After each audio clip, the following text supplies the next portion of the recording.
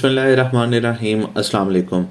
आज के लेसन में हम लोग सीखेंगे कि मैटलैब से जो डाटा जनरेट करते हैं उसको एक्सटर्नली किसी फ़ाइल में किस तरह से सेव कर सकते हैं। एक्सटर्नली सेव करने से मुराद ये है कि जो भी डाटा जनरेट करते हैं उसे या किसी टेक्स्ट फाइल में, किसी CSV फाइल में या किसी एक्सेल फाइल में हम लोग कैसे सेव कर सकते हैं। तो उसके लिए मैंने अपने डेस्कटॉप फ़ोल्डर पर एक फ़ोल्डर जो है ट्यूटोरियल के नाम से वो मैंने क्रिएट कर लिया है और उसमें मैंने एक और फ़ोल्डर फाइल्स के नाम से इस्टेब्लिश किया है ताकि मैं सारी वर्किंग उसमें कर सकूं। तो मैटलैब हमें ओवरऑल ऑफ़र करता है 2 से 3 मेथड जिनके ज़रिए जो डाटा है उसको हम लोग मुख्तलिफ फ़ाइल्स में सेव कर सकते हैं। तो आज हम मेथड नंबर 1 के बारे में बात करेंगे और इसके लिए मैंने पाथ में अपना जो ट्यूटोरियल्स में फ़ाइल्स वाला फ़ोल्डर है उसको मैंने एक्सेस कर लिया है और अब मैं एक न्यू स्क्रिप्ट ओपन करता हूँ। इस न्यू स्क्रिप्ट को ओपन करने के बाद आप लोग देखें तो एडिटर में हमारे पास बिल्कुल एक ब्लैंक विंडो आ चुकी है। इस ब्लैंक विंडो में अगर हम लोग अब अपना डाटा जनरेट करेंगे तो इसके लिए सबसे पहले मैं एक्स में कुछ डाटा लिख लेता हूं। तो मैं जल्दी से लिख लेता हूं, इट इज़ -पाई और पाई बाय 1000 का मैंने यहाँ पर इंटरवल साइज़ ले लिया और मैं इसको पाई तक जनरेट कर लेता हूँ। तो एक्स में मेरे पास -पाई से पाई तक पाई बाय 1000 के डिफरेंस के साथ या इंटरवल साइज़ के साथ डाटा जनरेट हो चुका है। तो इसमें मैं यहाँ पर ट्रिग्नोमेट्रिक फंक्शन और कुछ मिक्स फंक्शंस लिख लेता हूँ, like sine x plus x और -tan हाइपरबोला और x। मैंने इस तरह से डाटा जनरेट कर लिया। अब अगर इस डाटा को मैंने देखना हो कि मेरे पास इसका रिज़ल्ट क्या आएगा तो उसके लिए सबसे पहले मुझे अपने फ़ाइल को सेव करना होगा। तो चूंकि मैंने अपने फ़ाइल को ट्यूटोरियल्स और फाइल्स के फ़ोल्डर में मैंने पाथ को ऑलरेडी सेट किया हुआ है तो इसमें यहाँ पर मैं जाकर इसका नाम ट्यूटोरियल ही रख देता हूँ। सो ट्यूटोरियल और इसका नाम मैंने यहाँ पर सेव कर दिया। अब चूंकि ये फाइल सेव हो चुकी है .m के एक्सटेंशन के साथ तो इसको मैं रन कर सकता हूँ। तो मैं इसको रन करता हूँ तो अगर आप लोग देखें तो यहाँ पर ट्यूटोरियल की फ़ाइल रन हो चुकी है। करंट फोल्डर में मेरे पास tutorial.m मौजूद है और मेरे पास वर्क स्पेस में 2 वेरिएबल जनरेट हुए हैं। ये दोनों वही वेरिएबल्स हैं जो मैंने अभी अपनी स्क्रिप्ट फाइल में जनरेट किए हैं, यानी कि x जिसमें तमाम -पाई से पाई तक की वैल्यूज़ मौजूद हों और यहाँ पर y में जो उसने इवैल्यूएट किया है उस फंक्शन को वो वाली वैल्यूज़ मौजूद हैं।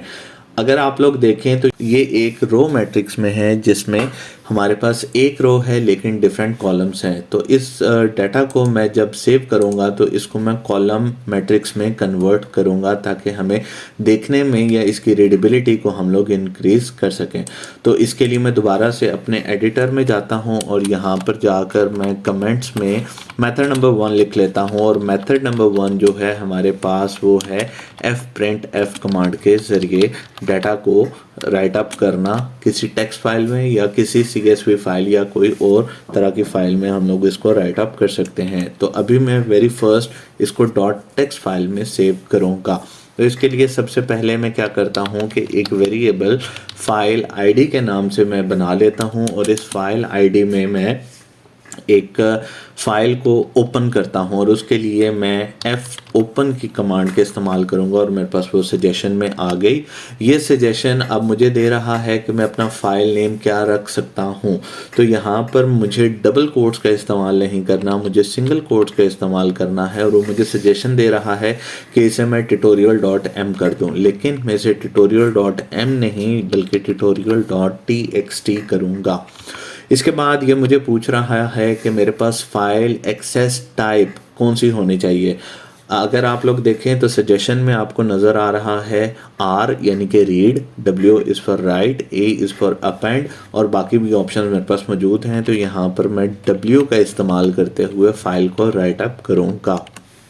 इसके बाद मैं एक और वेरिएबल ले लेता हूं जिसका नाम है डाटा और डाटा में fprintf कमांड का मैं इस्तेमाल करता हूं और मेरे पास वो सजेशन में आ गया। उसके बाद यहाँ पर वो फाइल वो वेरिएबल नेम जिसमें मैंने अपनी फ़ाइल को ओपन किया था मैं वो रख देता हूं, यानी कि फ़ाइल ID। ये वो अब आप लोग देख सकते हैं कि फ़ाइल आईडी जो वेरिएबल है वो हाईलाइट हो चुका है। इसके बाद मैंने अपने डाटा को किस अंदाज से राइट अप करना है उसके लिए मैं यहाँ पर परसेंटेज का साइन यूज़ करके 3.5f लिख लेता हूँ। इससे मुराद ये है कि जो भी डाटा मेरा सेव होगा उसमें डेसिमल से पहले 3 डिजिट्स होंगे और डेसिमल के बाद 5 डिजिट्स होंगे और ये एक फ्लोटिंग पॉइंट नंबर होगा। तो चूँकि मैंने ये x के लिए किया है तो अब मैं इसको y के लिए भी लिख लेता हूँ। सो 3.5 और y। अब चूँकि मैंने आप लोगों को बोला था कि मैं इसको एक कॉलम मैट्रिक्स में रखना चाहूँगा तो मैं यहाँ पर \n का यानी कि न्यू लाइन का भी इस्तेमाल करूँगा। तो अब बेसिकली डाटा में जब भी फाइल रीड होगी तो एक पॉइंट x का एक पॉइंट y का और उसके बाद वह न्यू लाइन में डाटा को राइट अप करता जाएगा। लेकिन उससे पहले मुझे अपने जो फाइल है या जो मेरे डाटा जनरेटेड वेरिएबल्स हैं x और y उनको कॉलम मैट्रिक्स में कन्वर्ट करना पड़ेगा। तो उसके लिए मैं x बार का इस्तेमाल करता हूँ यानी कि मैंने उसका ट्रांसपोज ले लिया और इसी तरह से y बार का इस्तेमाल करता हूँ y डैश का, ताकि मैं इनको ट्रांसपोज में कन्वर्ट कर सकूं। तो मैंने इनको यहाँ पर सेमीकोलन लगा के इस कमांड को मैंने पूरा कर दिया। इसके बाद जो फ़ाइल मैंने ओपन की थी अब मुझे वो यहाँ पर क्लोज़ करनी है। तो फ़ाइल मैंने कौन सी ओपन की थी, फ़ाइल आईडी में मैंने फ़ाइल ओपन की थी। सो फाइल आईडी उसे मुझे सजेशन दे दिया तो वो 3 जगह पर हाईलाइट है। फर्स्ट में वो ओपन हो रहा है, नंबर 5 लाइन के ऊपर डाटा वाले वेरिएबल में f में वहाँ पर डाटा राइट हो रहा है और f क्लोज में वो फाइल क्लोज हो रही है। तो मैं इसको यहाँ पर क्लोज़ करता हूँ और इसको जैसे ही मैं रन करूँगा तो आप लोग देख सकते हैं कि मेरी कमांड विंडो में ट्यूटोरियल फाइल रन हो चुकी है। मेरी tutorial.txt मेरे करंट फोल्डर में मौजूद है और इसने बाकी वर्कस्पेस में बहुत सारी इन्फॉर्मेशन मेरे लिए यहाँ पर डाल दी है, यानी कि मेरा फाइल टाइप क्या है और सब कुछ। अब मैं अपने tutorial.txt फाइल को ओपन करता हूं और उसके लिए मैं यहीं से इस फोल्डर में एक्सेस करते हुए यहाँ पर डबल क्लिक करता हूं तो मेरे पास यहाँ पर सिर्फ एक डाटा पॉइंट जनरेट हुआ है। तो इसको मैं जाके दोबारा से चेक करता हूं कि इसमें मैंने क्या गड़बड़ की है।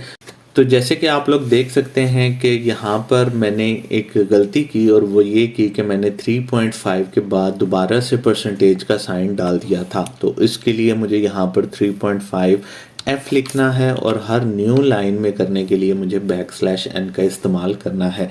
अब मैं इस फाइल को एग्जीक्यूट करता हूँ और उसके लिए मैं F5 प्रेस करूँगा तो मेरी जो टेक्स्ट फाइल है वो जनरेट हो चुकी है जो कि tutorial.txt में है। और आप लोग देख सकते हैं कि इसमें 2001 एलिमेंट्स यानी कि 2001 लाइंस के ऊपर x और y की वैल्यूज़ को उसने 1 बाय 1 करके लिख दिया है। तो इस तरह से हम मेथड नंबर 1 यानी कि fprintf के ज़रिए से अपनी फाइल्स को राइट अप कर सकते हैं। Thank you so much. Next lesson में हम लोग मेथड नंबर 2 के बारे में सीखेंगे और वो है CSV और एक्सेल फाइल को भी इसी अंदाज से लिखने में।